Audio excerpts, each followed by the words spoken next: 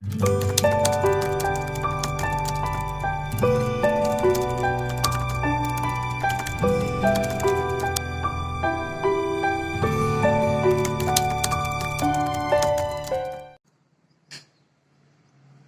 Morning students. आतापर्यंत आपण या ग्रॅव्हिटेशनल कंटेंट्स मध्ये सुरुवातीला ग्रॅव्हिटेशन पाहिलं, त्याच्यानंतर सर्क्युलर मोशन, सेंट्रिपिटल फोर्स, त्याचबरोबर लास्टला आपण आणखी जे इक्वेशन पाहिले जसं केप्लर्स लॉ पाहिलेला आणि Newton's universal law of gravitation. Newton's universal law of gravitation याचा जो फॉर्म्युला आपण पाहिला F that is directly proportional to m1 m2 upon r square or d square.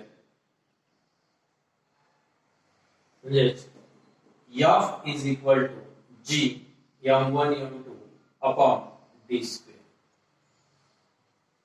यामध्ये आपण पाहिले G gravitational constant, m1 mass of the first object, m2 mass of the second object, and d is the distance between them. D is the distance between these two objects. आता या equation मध्ये जर समजा आपण या दोन्ही ऑब्जेक्टचं मास जर double केलं, मास जर आपण काय केलं डबल केले तर काय फरक होईल, तर त्या दोन्ही मधला असलेला जो फोर्स आहे फोर्स also डबल, म्हणजे फोर्स सुद्धा काय होईल त्याच्यामधला डबल.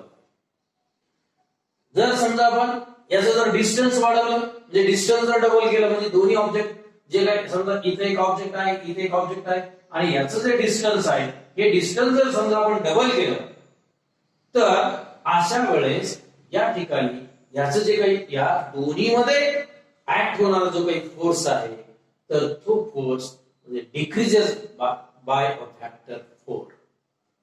तर त्याच्यामधला फोर्स जो आहे तो काय होईल 4 फॅक्टर डिक्रीज.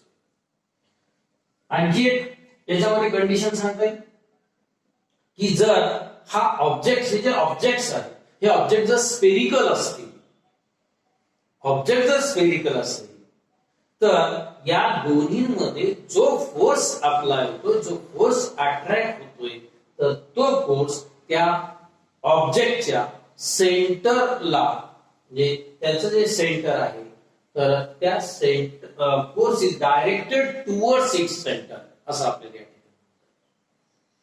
जर हे जे ऑब्जेक्ट्स आहेत ते ऑब्जेक्ट जर पूर्णपणे स्फेरिकल नसतील, म्हणजे त्याची बॉडी शेप जे आहे तर तो स्फेरिकल नसेल, विदाउट स्फेरिकल, अशा वेळेस त्या दोन्हीमध्ये जो काही फोर्स अप्लाय होतो त्या फोर्सचं जे डायरेक्शन आहे the force is directed towards its center of the masses. तर त्याचं जे त्या ऑब्जेक्टचं जे काही मास आहे तर त्याच्या सेंटरशी तो फोर्स काय होतो या ठिकाणी अट्रॅक्ट होतो. तर ह्या काही कंडिशन आपल्याला या ठिकाणी सांगता येतील. यानंतर आपल्याला या ठिकाणी जी दिलेला आहे हे जी ची व्हॅल्यू आपल्याला या ठिकाणी त्याच्याविषयी थोडासा विचार करता येईल.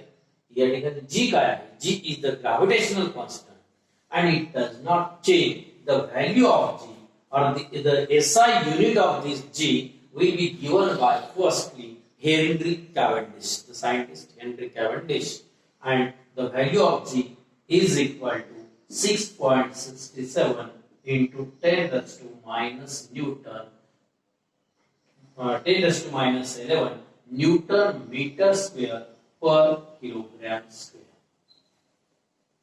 तर ही या ठिकाणी जी ची व्हॅल्यू आपल्याला सांगता येईल, जीला आपण या ठिकाणी ग्रॅव्हिटेशनल कॉन्स्टंट म्हटलंय. यानंतर पुढचा जो काही युनिट आहे तर ते युनिट जी वरती या ग्रॅव्हिटेशनल कॉन्स्टंटची जे डिपेंड आहे ते आपल्याला पाहता येईल. जसं uniform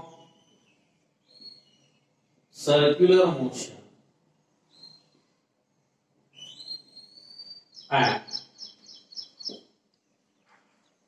magnitude of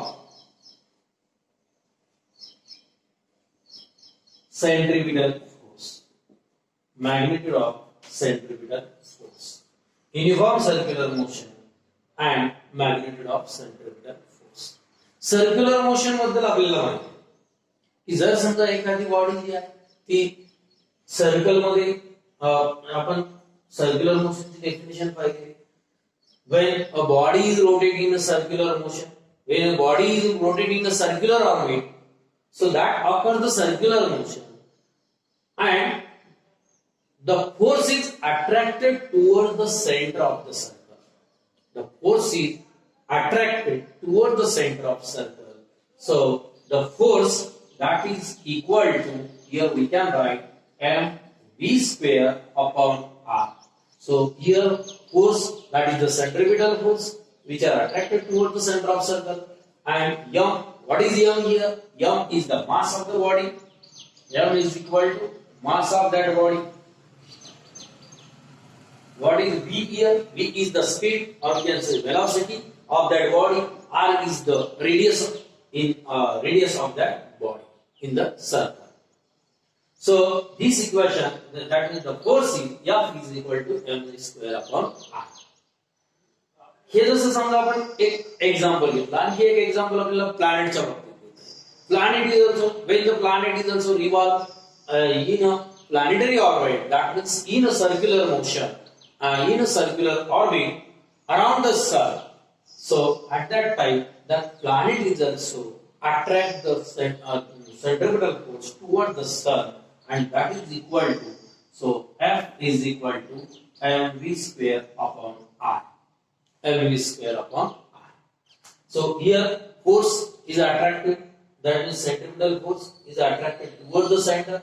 M is the mass of the body, mass of the planet. V is the speed of that planet. R is the distance of the planet from the sun. या ठिकाणी आपण हे जे equation, तर या equation आपल्याला आणखी एक माहिती आहे, जसं speed is equal to, speed is equal to, write down here, speed that is equal to distance travel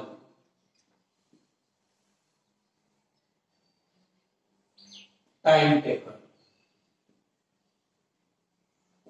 म्हणजे जर समजा एखादा ऑर्बिट, एखादा ऑब्जेक्ट ज्या वेळेस या ऑर्बिट मध्ये अशा पद्धतीने रोटेट होत असेल आणि या रोटेट होत असताना याचा जर समजा आपल्याला स्पीड जर कॅल्क्युलेट करायचं असेल, तर ह्या ऑब्जेक्टने इथून जे काही समजा इथपर्यंत जे काही समजा त्याने रोटेशन केलेलं आहे याला आपण डिस्टन्स म्हणूया, आणि त्याचबरोबर या एका रिव्हॉल्यूशन साठी त्याला किती टाइम लागला, तर त्यासाठी टाइम टेकन, अशा पद्धतीने या ऑब्जेक्टचा आपल्याला स्पीड काढता येईल. म्हणजे प्लॅनेटचा सुद्धा सर्क्युलर ऑर्बिट मध्ये आपल्याला स्पीड काढता येईल. सो या ठिकाणी सिम्बॉलिकली आपल्याला लिहिता येईल v is equal to distance traveled upon time. So here we can write v is equal the speed, that means आता distance travel. मग डिस्टन्स आपल्याला जसं समजा हा प्लॅनेट आहे, हा प्लॅनेट काय होतो या ठिकाणी पूर्ण या सर्क्युलर ऑर्बिट मध्ये रोटेशन करतोय, रिव्हॉल्व होतोय अराउंड द सन. तर एक कम्प्लीट एक सर्कल आपल्याला पाहायला मिळते. त्या सर्कलचं पेरिमीटर आपल्याला या ठिकाणी घेत आहे. when it revolve in a circular orbit, so we can take your perimeter, and this perimeter can be write such type that is 2 pi r. So time, that is the t. So we can write this equation v is equal to 2 pi r upon t. v is equal to 2 pi r upon t. तर या ठिकाणी तुम्हाला हे equation मिळत आहे 2 pi r upon t. आता आपण जर समजा हे दोन्ही जर इक्वेशन या ठिकाणी जर इक्वेट केले, तर आपल्याला या ठिकाणी एक आणखी नवीन फॉर्म्युला या ठिकाणी मिळतोय. So when you substitute this value in this equation, then you will get, see here, f is equal to mv square upon r. So we substitute the value of v in this equation. So f is equal to m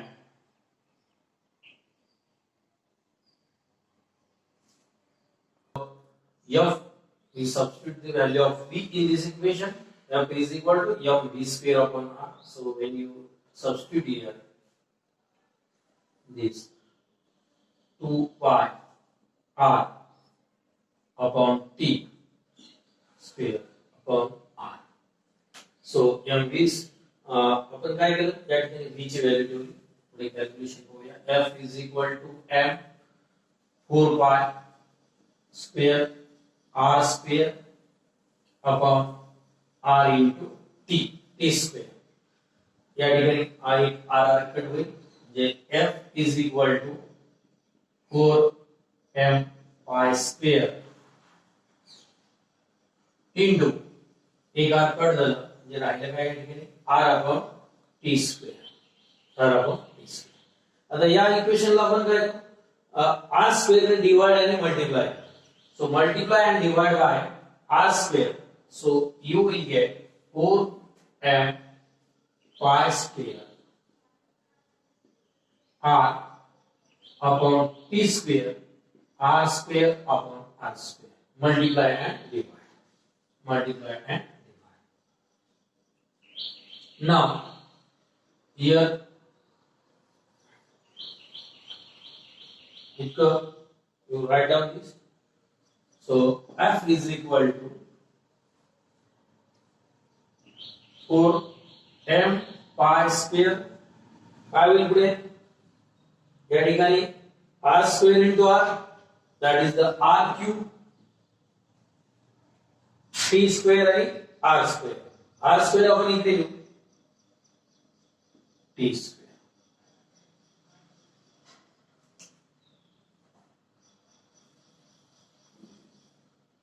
या equation मध्ये 4m pi square upon r square into r cube upon t square.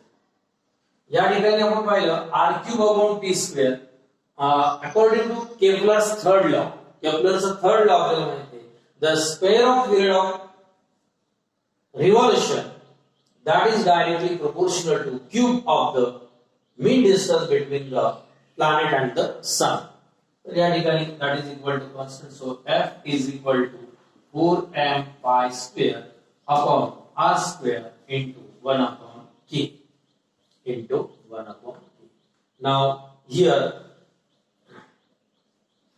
from this equation we can say that this force that is inversely proportional to the square of distance between them. So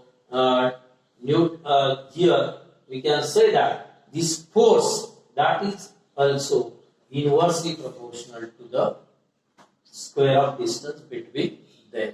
When you have 4m pi square and k, this is the constant term. So F is directly proportional to 1 upon r square. So this is the force which is inversely proportional to square of the square between them. Now next part. आता यानंतर म्हणजे या ठिकाणी आपल्याला पुढे we can write such as 4m pi square into 1 upon r square. So this term is constant. So we can write here F is equal to 1 upon r square. And this equation shows that this force is also directly inversely proportional to the square of the distance between them. आता हे जे काही आपण equation पाहिलेलं आहे या फोर्सचं, यामध्ये जसं न्यूटन्स लॉ, केपलर्स लॉ आपण या ठिकाणी यूज केलेला आहे. या इक्वेशन वरतीच आपल्याला काही प्रॉब्लेम सुद्धा पाहता येतील. एक दोन प्रॉब्लेम्स आपण घेऊ. जसं जर समजा जर ऑब्जेक्ट आपण ठराविक अशा अंतरावर जर ठेवले तर अशा वेळेस त्याच्यामध्ये असलेला फोर्स जो आहे तर तो फोर्स आपल्याला कॅल्क्युलेट करता येईल. जसं एक प्रॉब्लेम पाहूया आपण.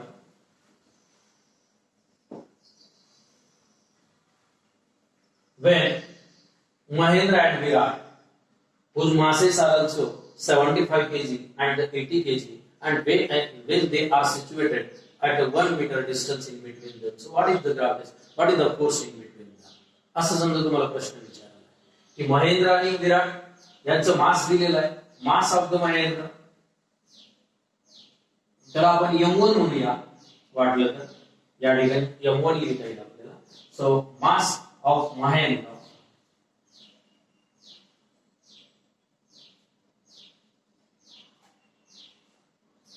that is equal to 75 kg.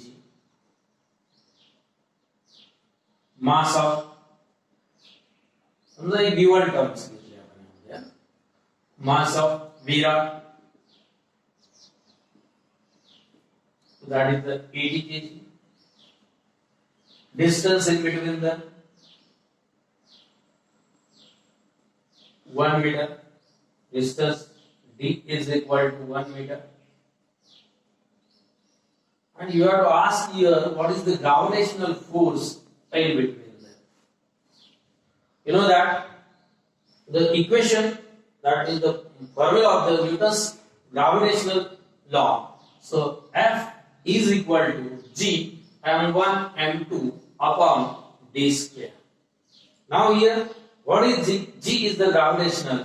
ते जरी आपल्याला या इक्वेशन मध्ये दिलेलं नसेल तर G हे कॉन्स्टंट आहे. म्हणजे या ठिकाणी G ची व्हॅल्यू जर आपण पाहिली, so G is equal to 6.67 into 10 raised to minus 11 newton metre square per kilogram square ही व्हॅल्यू आपल्याला कॉन्स्टंट मध्ये दिली आहे. तर या ठिकाणी याला आपण मास ऑफ महेंद्र, याला आपण m1 मानलं. मास ऑफ विराट याला आपण m2 मानलं.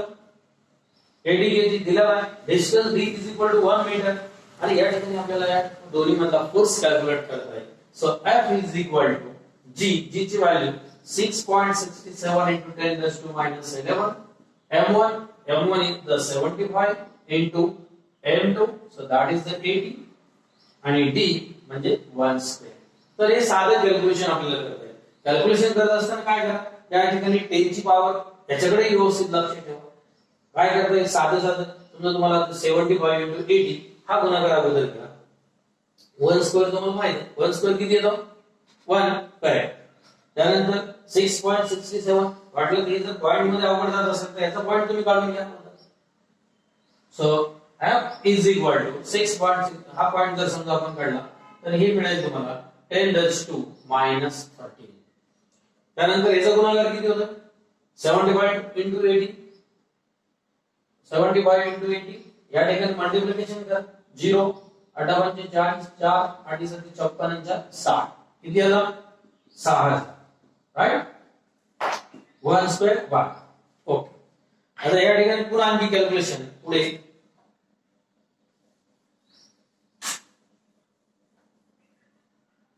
तर F is equal to 667 into 6. आता हे जे आहे या ठिकाणी सुद्धा 10 ची 3 पॉवर येईल. 1 2 3 म्हणजे हे 6 अगोदर लिहूया म्हटलं. 10 raised to minus 13 into या 1 2 3 म्हणजे 10 raised to 3 divided by 1 लिहिलं नाही लिहिलं तरी चालेल. ओके. पुढे F is equal to हा गुणाकार करा. 6 7 42. त्याच्यानंतर 4 6 7 36 आणि 4 40 4 6 7 36 आणि 4 40 4002 गुणिले त्याच्यातून हे 3 मायनस होते म्हणजे 10 raised to minus 10. आपण जर समजा या ठिकाणी आणखी जर एखादा पॉइंट, हे उत्तर बरोबर आहे, पण तुम्ही जर समजा डेसिमल मध्ये आणखी जर घेतलं तर force that is equal to एक पॉइंट जर समजा आपण या ठिकाणी दिला, so 10 raised to 4.002. So 10 raised to काय होईल इथं, किती पॉइंट केले इथं, 3 1 2 3 म्हणजे -7. What is the unit of force, that is the Newton meter square per kilogram square. So this is the force in between the Mahendra and the Virat. तर या time मध्ये आपल्याला दोन्ही ऑब्जेक्ट मधलं आपल्याला फोर्स कॅल्क्युलेट करता येईल. याच्यावरून आपल्याला जसं हे फॉर्म्युला, तर तुम्हाला जर समजा कधी कधी मास माहिती आहे, फोर्स माहिती आहे, तर याच्यावरून तुम्हाला त्यांच्यामधलं ऍक्सलरेशन काढता येईल. त्यानंतर जर समजा ऍक्सलरेशन दिलेलं असेल तर त्यावेळेस तुम्हाला फोर्स काढता येईल. तसा आणखी एक दोन फॉर्म्युले तुम्हाला या ठिकाणी लिहिता येतील आणि त्याच्यावर काय काय आपल्याला डिफाइन करता येईल ते पहा. जर एक फॉर्म्युला तुम्हाला माहिती आहे, F is equal to ma, F is equal to m, जे force that is equal to mass into acceleration. जर समजा आपण असं जर केलं या ठिकाणी A is equal to F upon m, म्हणजे काय झालं, हा फोर्स तुम्हाला माहिती आहे, फोर्सची व्हॅल्यू तुम्ही इथे ठेवू शकता, मासची व्हॅल्यू इथे ठेवू शकता. मास सपोज मास इज 75 आणि फोर्स दॅट इज 4.002 into 10⁻⁷. तर ऍक्सिलरेशन सुद्धा तुम्हाला या ठिकाणी कॅल्क्युलेट करता येतं. ऍक्सिलरेशन सुद्धा या ठिकाणी कॅल्क्युलेट करू शकता when you substitute these values in this equation. जर समजा तुम्हाला वेलोसिटी काढायची असेल, so v is equal to u plus kd. या ठिकाणी v is the final velocity, u is the initial velocity, a is the acceleration, t is the time. कोणती एखादी term दिलेली नसेल तर ती टर्म सुद्धा तुम्हाला या इक्वेशनने काढता येते. जर आणखी दुसरा एक फॉर्म्युला आपल्याकडे s is equal to ut plus 1/2 at square. या ठिकाणी डिस्टन्स दिलेला आहे तुम्हाला, इनिशियल वेलोसिटी, टाइम, पुन्हा या ठिकाणी ऍक्सिलरेशन माहिती आहे, इनिशियल वेलोसिटी माहिती आहे, टाइम माहिती आहे. अशा वेळेस तुम्हाला त्याच्यामधला स्पीड काढता येईल. आणि तिसरं इक्वेशन आहे v square is equal to u square plus 2as. या ठिकाणी सुद्धा तुम्हाला फायनल वेलोसिटी काढायची असेल किंवा या ठिकाणी कोणती दोन टर्म दिल्या तर तिसरी टर्म्स तुम्हाला फाइंड आउट करता येते. तर आज मला वाटतं आपण बरेच सेंटर जसं uniform circular motion, magnetic of the force, त्याचं इक्वेशन पाहिलं, न्यूटन्स लॉ, जो काही Newton's universal law of constant आपण पाहिलेला आहे, की जो F is directly proportional to its masses and inversely proportional to products square of distance between them. तर ते सुद्धा आपण काय केलेलं आहे या ठिकाणी सॉल्व्ह केलेलं आहे, तो प्रूव्ह केलेला आहे रिझल्ट. तर आज या ठिकाणी आपण जेवढं हे काही समजा केलेलं आहे जसं circular motion, uniform circular motion, centripetal force, जसं सेंट्रिपिटल फोर्स आणि युनिफॉर्म सर्क्युलर मोशन, तर याच्यामधलं आपण जे काही रिलेशन पाहिलेलं आहे तर ते रिलेशन तुम्ही घरी चांगल्या पद्धतीने अभ्यासा. आणि बाकी यानंतरचा पुढचा जो काही पार्ट्स आहे तो पार्ट्स आपण नेक्स्ट लेक्चर मध्ये कंटिन्यू करूया. ओके.